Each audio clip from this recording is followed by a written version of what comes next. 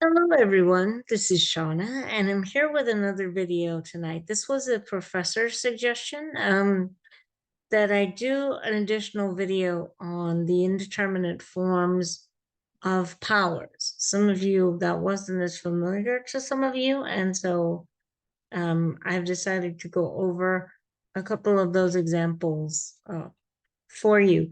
Just as a quick reminder, because I did have some questions about this during the week.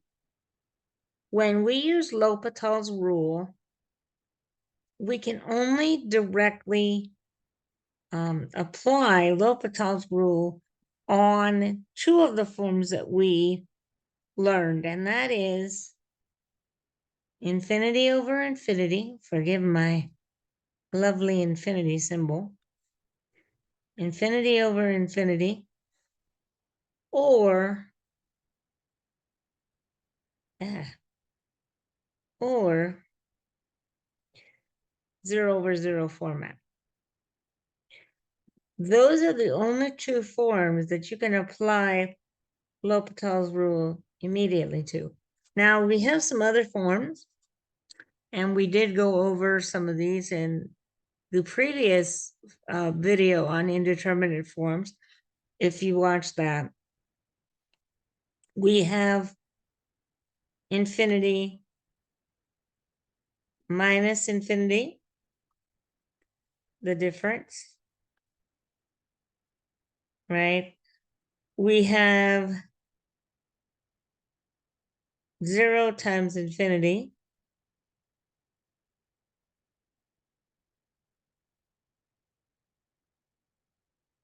So when it's a product, when it's a difference, so this is a difference.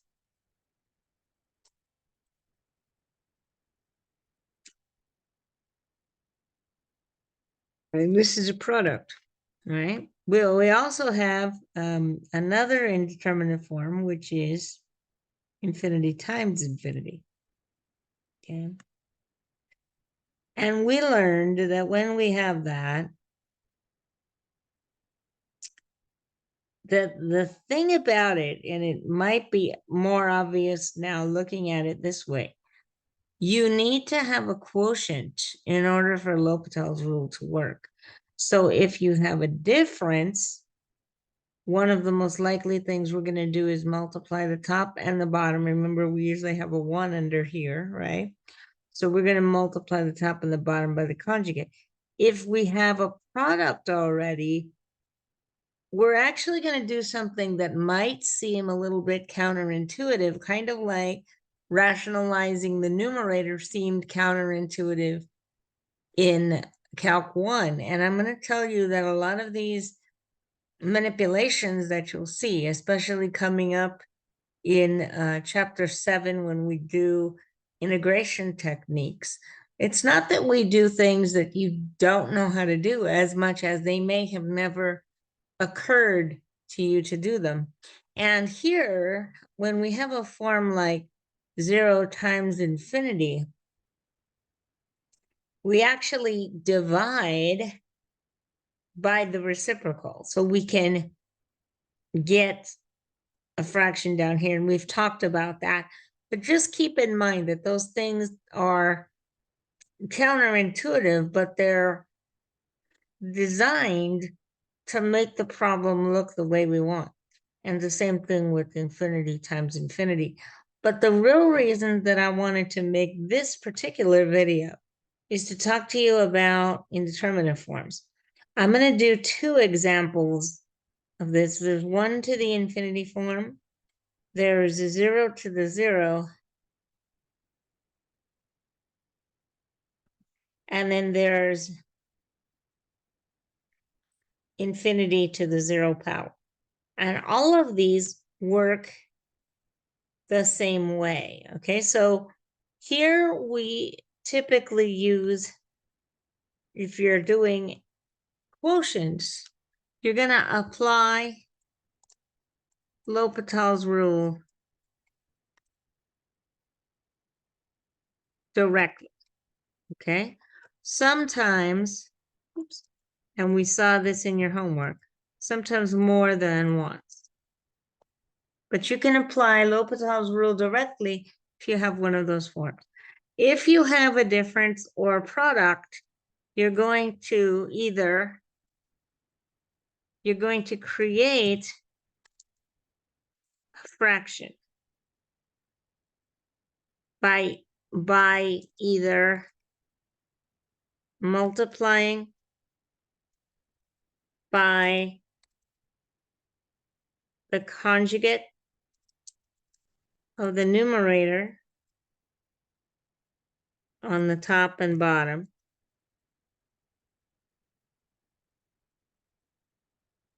in the case of a difference,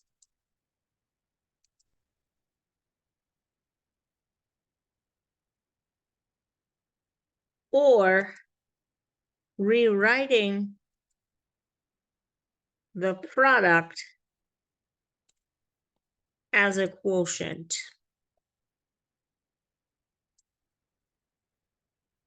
depending on which one works. But you want to get a fraction. If you have one of these three forms, what we're typically going to do is we're going to create a let statement, an assignment statement. Create a let statement. Then we're going to use logarithmic differentiation to find an expression for the limit. Then we're going to apply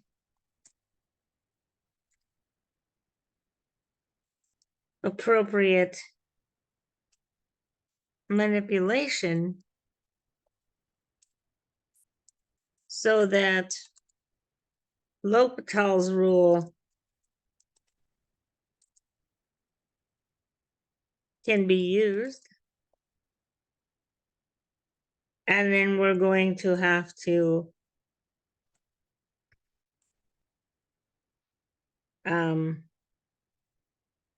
find the limit that we want. That's generally how it works. And that's why we tell you to identify the form, sometimes at every step, because if you identify the forms, then it informs what your approach will be. So I'm going to save this whiteboard here. And I'm going to proceed with the meat of my examples at this time. I have two of them for you. So I'm going to stop sharing here, and I'm going to share some work that I've done already. These problems should be somewhat familiar to you, but I wanted to go over the content of it. So here, this was an example that we had in the class, but I wanted to go over it from the lecture. I think there was one, I think it might have appeared on the homework as well. So let me go over it. This says, find the limit as x approaches 0 from the right of sine x to the power of tangent x. Okay, so again, let's figure out our form. So if I plug in 0 for the sine of 0 we know is 0. Tangent of 0, which is sine over cosine, is also going to be 0. So we have the form 0 over 0. And as we just discussed, when we have an indeterminate power like this, we use logarithms. So we introduce a variable and we let y equal my function. Okay. So y is my function, the sine of x tangent x. I'm going to apply logarithmic differentiation so that I can write this as a product of some or a difference. Sometimes here it's going to be a product because I can't break these apart at all. So the natural log of y is the natural log of function on the right.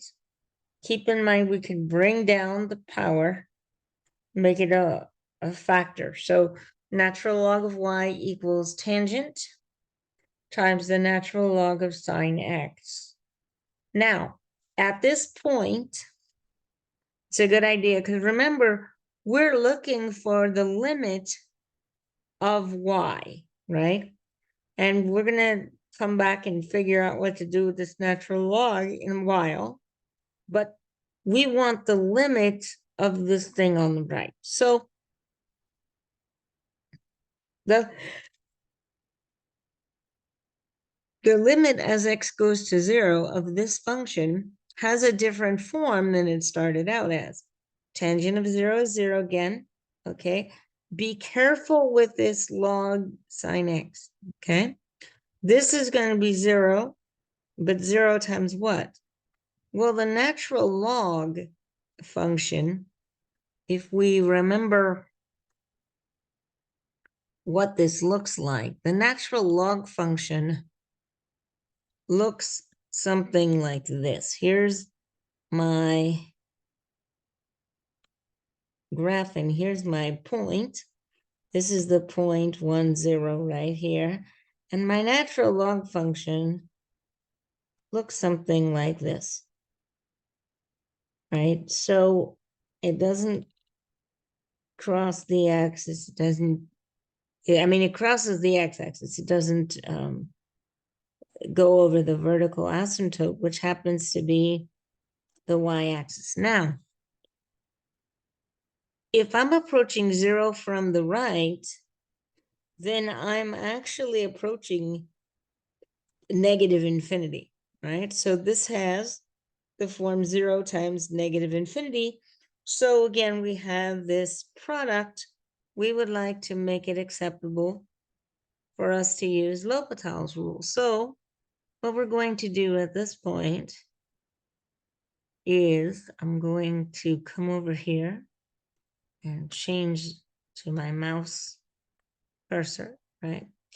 And I just rewrote it from up at the other page. So I want the limit as x approaches 0 should be from the right. I forgot to write that in, but it's the limit as x approaches 0 from the right, whoops. Hang on, let me see if I can annotate that for you. So this should be from the right. Okay, like so. Now, I did a thing here. Remember, we can divide by either function. However, we're going to have to differentiate it afterward. If I had chosen to divide by 1 over the natural log of sine x, okay, not only would I have had a negative power, but I would have had the natural log function and the chain rule. So, I mean, the derivative of the sine and the argument. So I would have had multiple applications of the chain rule. So what I decided to do was divide by the reciprocal of tangent. Now, 1 over tangent is cotangent. So this is 1 over the cotangent, because remember, they're reciprocals of each other.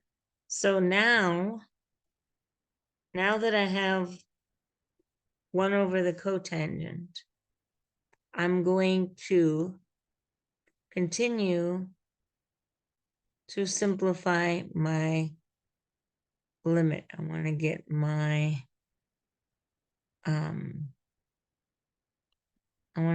marks out of here for you. So what I'm going to do, this is my marks. Now, what I'm going to do here is I'm going to go ahead and scroll down. So I've got this. So I've got the natural log of y is equal to the limit as x goes. Actually, here I didn't put the limit in yet. I could have, but the natural log of y is equal to 1 over cotangent times the natural log of sine x, right? So now I have the natural log of y is the natural log of sine x over cotangent x. And so the natural log of y is equal to the limit of y, right? The limit of this function is my, so what I'm going to do now is I'm going to say, okay, let me evaluate this limit. So what I did here was I applied, and if you look at the form, the natural log of sine, that's going to be negative infinity. And cotangent of 0 is still, this is cosine, which is 1 over 0. So we have infinity here. So we've got infinity over infinity form. And I can now apply L'Hopital's rule. So I'm going to differentiate the numerator. So remember, the derivative of the natural log is 1 over the argument, 1 over the sine of x. Don't forget that I have to differentiate the sign. So the derivative of sine is cosine. So I have the limit as x goes to 0 from the right of cosine over sine. And then, of course, the derivative of cotangent squared is negative cosecant squared x. Okay. So now I've differentiated, and now I'm looking at my format, but I do a little cleaning up here. Cosine over sine times, because I'm dividing by the negative cosecant. So I'm actually multiplying here by the negative sine squared, which is more like what we would normally do. Division is multiplication by the reciprocal, okay? So this is more like the manipulation that we're used to. You have a sign at the bottom, you have a sign at the top, one of them goes, you end up with a natural log of y is the limit as x goes to 0. These should be from the right, both of these should be from the right. So I can't drop that notation. That was bad form of me to do that. But this is going to be, give me a minute here. Let's see. I'm going to go here, and this is the natural log 0 from the right, 0 from the right. And this is going to be cosine of 0, remember, is 1. So you have negative 1 times 0. That's 0. Now, remember, this was the natural log of y is equal to 0. We want to know what y is. So remember, this is base e. So now I'm going to write this equation in exponential form and solve for y. So e to the power of 0 is equal to y. And so y, if I do that, then I end up with ln of y is equal to 0. E to the 0 is y, and so 1 is equal to y. Okay, I hope that helps you. We're going to take a look at one more example. before I sign off for this video. So let's look at this example. We're going to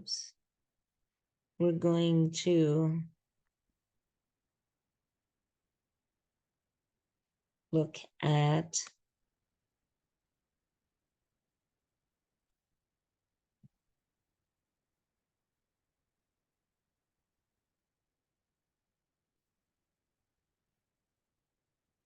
my other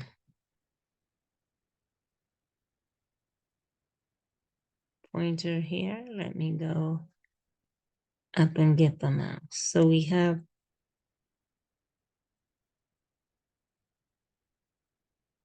my other example. Now, this is the limit as x approaches infinity of x to the power of 1 over x.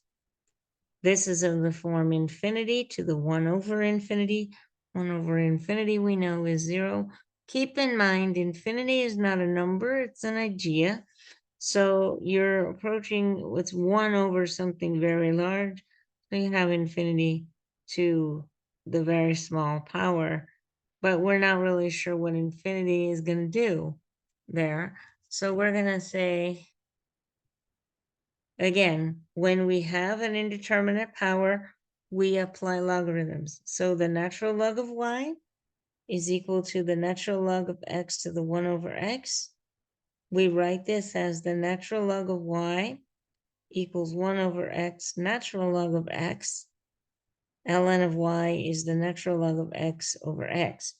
Now, at this point,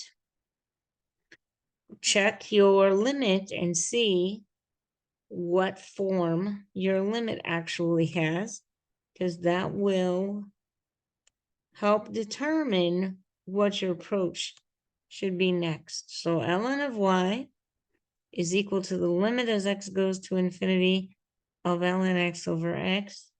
This is as x approaches infinity, remember, natural log gets larger, just not very quickly. So you have infinity over infinity. So here we can apply L'Hopital's directly. This is a little more direct than the previous problem that we did.